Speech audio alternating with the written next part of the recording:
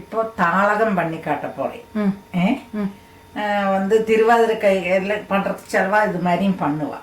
திருவாதிரை கலைக்கும் கூட்டத்துல கூட்டு பண்றது நீங்க ஆல்ரெடி காட்டி பண்ற மாதிரி. ஆமா, இது மாதிரியும் பண்ணுவா. அதுக்கு 7 காய் 9 காய் இப்படி போடுவோம். நான் வந்து மத்தன், வெள்ளை பூசணியம், இளவன் வந்து சேனை, இது சக்கரவள்ளி கிழங்கு, சேனை, வாழைக்காய், முருங்கைக்காய், கத்திரிக்காய் அரைச்சி வச்சுருக்கேன். அந்த 7 காய் நான் வச்சுருக்கேன். இனி 9 காய் இருக்குன்னா 9 காய் போட்டுக்கலாம், எல்லாம் பண்ணிக்கலாம். இப்போ அதுக்கு வறுக்கிறதுக்கு கடலைப்பருப்பு, கொத்தமல்லி அரிசி, மெந்தியம், பெருங்காயம், எள்ளு கொஞ்சம், மிளகாய் வச்சுருக்கேன். அதை போட்டு வறுக்க போகிறேன். எண்ணெய் விடுறேன்.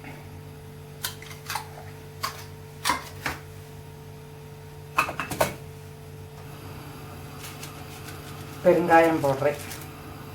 நீங்களும் இதே மாதிரி சமைச்சு பாருங்க.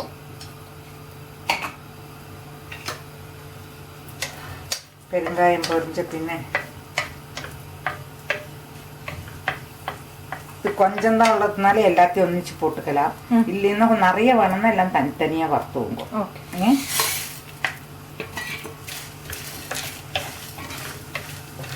வறுத்து இதில் தேங்காயும் போட்டு கொஞ்சம் வறுத்து விடணும். ரொம்ப வறுக்க வேண்டாம், கொஞ்சம் ஒரு சூடாக்கினா போதும். இந்த செவந்தாச்சு தேங்காயை போட்டு ஒன்றும் சூடாக்கினா போதும், ரொம்ப வறுக்கெல்லாம் வேண்டாம். இதை ஒரு பாத்திரத்தில் போட்டு வச்சுவோங்க. சூடாறிட்டு அரைக்கணும். சூடாறிட்டு அரைக்கணும். இப்போ இந்த பாத்திரத்தில் கொஞ்சம் எண்ணெய் விட்டுவோங்க. இந்த காயெல்லாம் ஒன்று வதக்கிக்கணும்.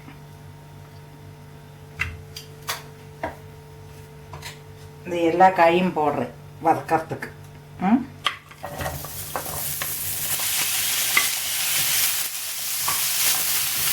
கத்திரிக்காயை பின்ன போட்டுக்கலாம்.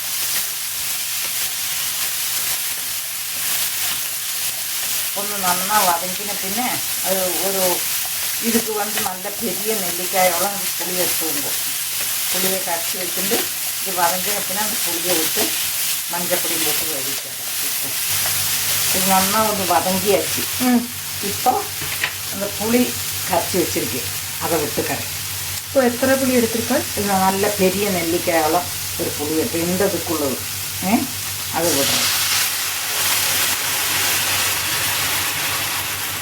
அது மஞ்சப்பொடி,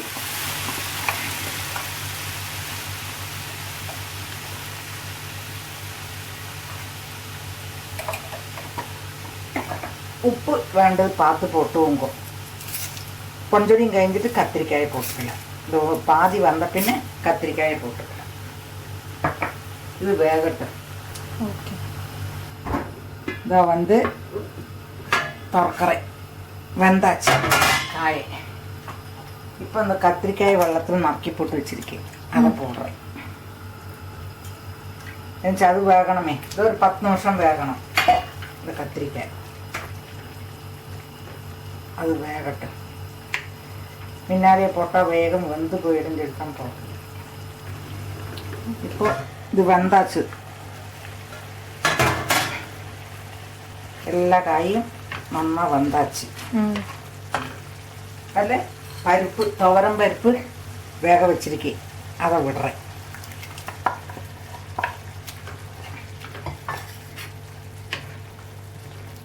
நல்லா அதை இலக்கி கொடுத்து, நீங்கள் ரொம்ப வெள்ளமாக்கண்டா, பொடி போடணும். இது 1/2 கிளாஸ் வெள்ளம் விட்டாங்க.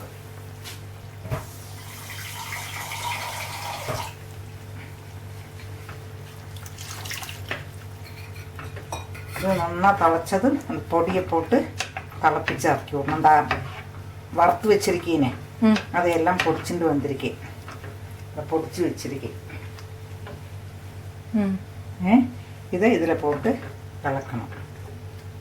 இது போ தலைக்கணுமா? கலக்கணும். நல்லா தழைச்சாச்சு. இந்த பொடி பொடிச்சு வச்சிருக்கீனே அதை போடுறேன்.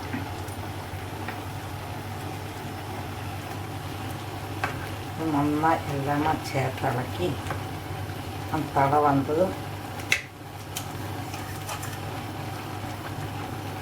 അപ്പോൾ ഇതിക്കും സാമ്പാർക്കും பார்த்தீங்கன்னா என்ன பெரிய வித்தியாசமொന്നുமில்லை. அது எல்லா கஷ்டத்தையும் போட்டு நம்ம ஒரு சாம்பார் வைக்க கட்டியே வைக்க மாட்டோம், பிடிச்சி சாப்பிடணும் இல்லையா, அதனால இது எல்லா காயும் போட்டோம். அது ஒரு ருச்சியாக நல்லா இருக்கும்.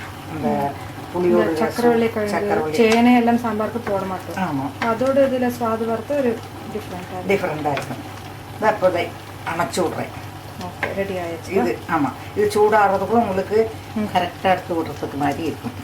நான் அணைச்சி விட்றேன். இப்போ பொரிச்சு கொட்டுறேன். கொஞ்சம் நல்லெண்ணையும் தேங்காய் எண்ணெயுமா பொரிச்சு கொட்டியுங்க.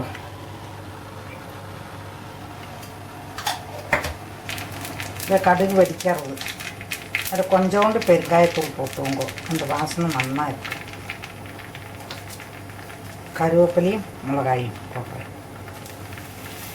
இதில் வெல்லம் போட கொஞ்சோண்டு வெல்லம் போட்டுவோங்க. ஒரு மதுரிச்சுட்டு நல்லா இருக்கும்.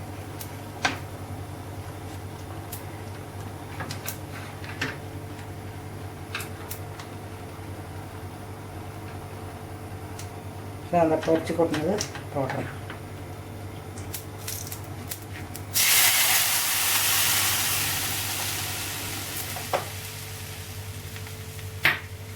சாத்துக்கும் பிசைஞ்சு சாப்பிடலாம், நல்லா இருக்கும்.